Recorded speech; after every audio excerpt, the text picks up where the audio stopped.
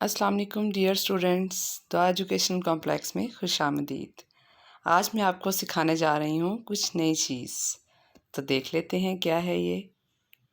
Uses of is, are, am, was, were, has, have, had, has been and had been. चलते हैं और इनके uses देखते हैं।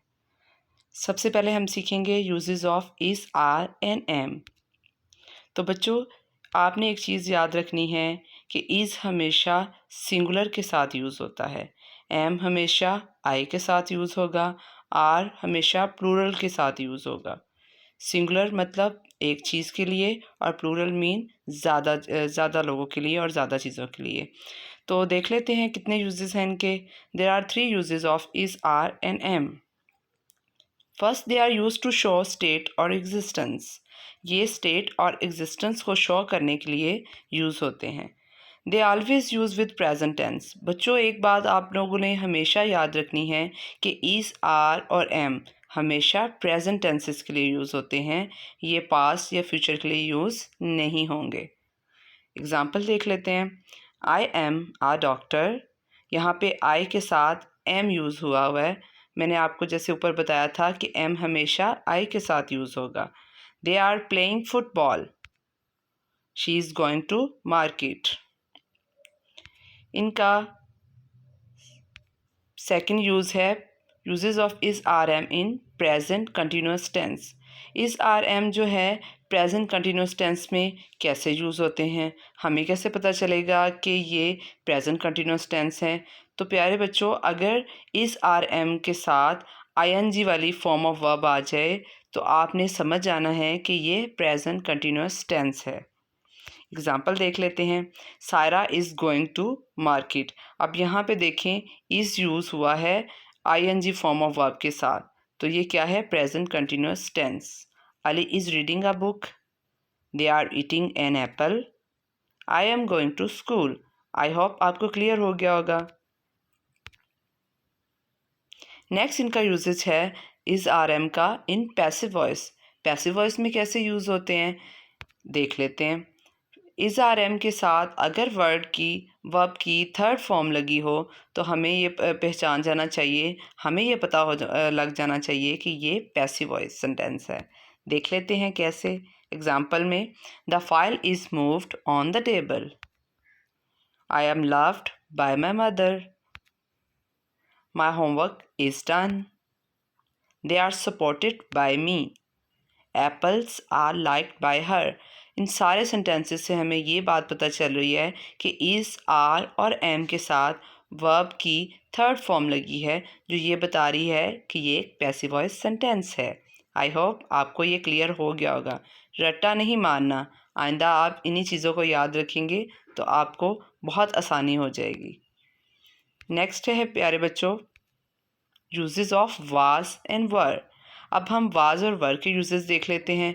तो एक चीज़ आपने हमेशा याद रखनी है, ये भी इज़, आर और एम की तरह ही हैं, बस फ़र्क कितना है, वो प्रेजेंट टेंस में यूज़ होते हैं, ये पास्ट टेंस में यूज़ हो जाएंगे। वाज यूज़ होगा सिंगुलर के साथ, वर यूज़ होगा प्लूरल के साथ। There are 4 uses of was and were in sentences. इनका एक एक्स्ट्रा यूज़ भी है, वो मैं आपको बताऊंगी लास्ट पे क्या है इनका extra use. They are use to show state और एग्जिस्टेंस, ये हमने इज़, आर, एम में भी पढ़ा था। They always use with past tense, ठीक है, इनमें और इज़, आर, एम में फ़र्क ये आएगा कि ये पास्ट टेंसेस के साथ यूज़ होते हैं और इज़, आर, एम जो हैं वो प्रेजेंट टेंसेस के साथ यूज़ होते हैं। अगर आप ये चीज़ याद रखेंगे तो आप कभी भी भूलेंगे नहीं। Example, I was a doctor. अब देखिए एग्ज़ाम्पल वही वाली है, मैंने इसकी जगह एम की जगह वॉज लगा दिया। मैंने दे वर प्लेइंग फुटबॉल, अब वर है, लास्ट टाइम हमने इसकी जगह क्या यूज़ किया था, आर, यहाँ पे वर लगा दिया प्लूरल चीज़ों के लिए, प्लूरल के लिए। She was going to market. I hope समझ आ गया होगा आपको। अब है use of was and were in past continuous tenses. Presence of was and were in sentences with ing form of verb indicates that it's a past continuous tense. अगर was और were के साथ वर्ब की ING वाली form लगी हो तो आप ये समझ जाइएगा कि ये कौन से टेंसेस हैं, ये पास्ट कंटिन्यूस टेंस हैं। एग्जाम्पल में देख लेते हैं। Saira was going to market, Ali was reading a book. अब सायरा और अली क्या हैं, सिंगुलर, इन दोनों के साथ क्या यूज़ हुआ है, was. They were eating an apple, I was going to school. अब दे क्या है, प्लूरल, तो दे के साथ हमने क्या यूज़ किया, वर। नेक्स्ट है usage of was and were in passive voice. Passive voice के अंदर ये कैसे यूज़ होते हैं। Presence of was and were in sentences with third form of verb indicates that it's a passive voice tense.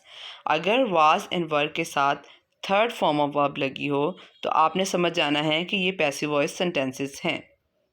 Example, the file was moved on the table, I was loved by my mother, my homework was done, they were supported by me, apples were liked by her।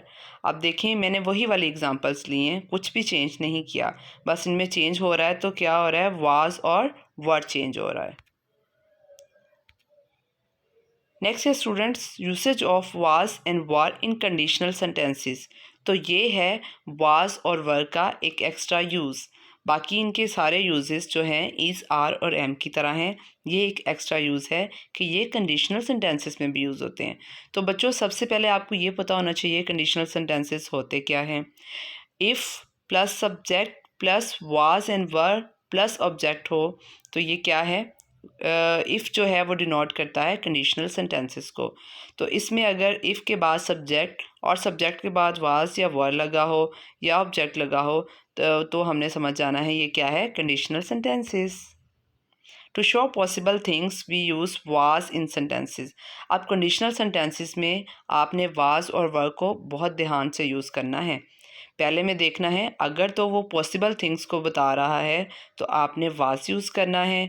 अगर impossible things को बता रहा है तो हम क्या use करेंगे, वर। अब पॉसिबल थिंग का मतलब और इम्पॉसिबल थिंग्स का मतलब, ऐसी चीज़ें मैं कहूँ कि अगर मैं बहुत ज़्यादा दौलतमंद होता तो मैं ये चीज़ ख़रीद लेता, ठीक है। तो अगर दौलतमंद होना इतना आसान है, नहीं ना, इम्पॉसिबल है ना। तो ऐसी चीज़ों के लिए हम क्या यूज़ करेंगे, वर।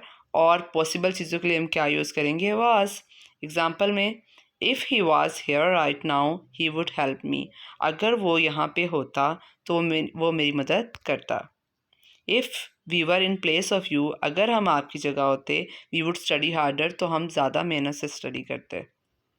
If he was a doctor, अगर वो एक डॉक्टर होता, he would treat the patient more carefully.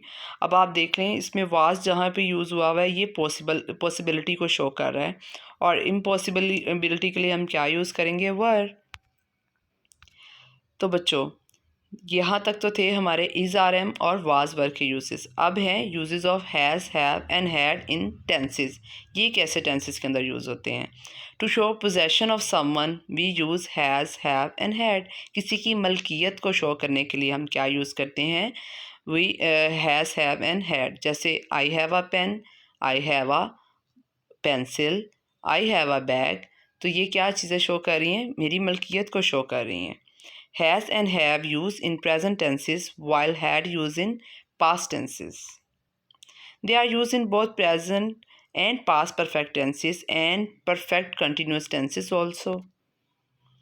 In perfect continuous tenses, we use has been, have been or had been with ing form of verb and time. ठीक है। Perfect continuous tenses में ये कैसे use होंगे, has, have और had के साथ been आएगा और उसके साथ लगेगी वर्ब की ing वाली फॉर्म, प्लस आपको साथ टाइम भी बताना है कि ये काम कौन से टाइम में जारी था।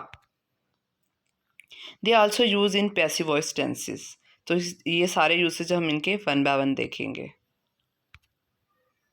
पहला है, आपको एग्जांपल देती चलूँ, प्रेजेंट परफेक्ट टेंसेस की example, he has gone to Lahore, the farmer have plot the field, the cricket match has finished. अब पास्ट परफेक्ट टेंसेस में इन्होंने कैसे यूज़ होना है, the patient had died before the doctor came. अब यहाँ पे देखें हैड आ गया है, हैज़ और हैव किसके लिए यूज़ होंगे, प्रेजेंट के लिए, और हैड पास्ट के लिए। The washerman had wash the clothes. अब देख लेते हैं प्रेजेंट परफेक्ट कंटिन्यूस टेंसेस में हैज़ और हैव का use. It has been raining since morning. They have been living in this house for many years. अब देखते हैं पास्ट परफेक्ट कंटिन्यूस टेंसेस में हैड का use. The child had been weeping for 2 hours। I had been cleaning my room since morning. अब देखें perfect continuous tenses के अंदर timing भी बताई गई है। वर्ब की आईएनजी वाली फॉर्म में हैज़ बीन हैव बीन लगा हुआ है, तो आपको यहाँ से समझ लग गई होगी आई होप। मैंने इसलिए ये एग्जांपल्स शेयर की हैं ताकि आपको ज़्यादा क्लियर हो जाए।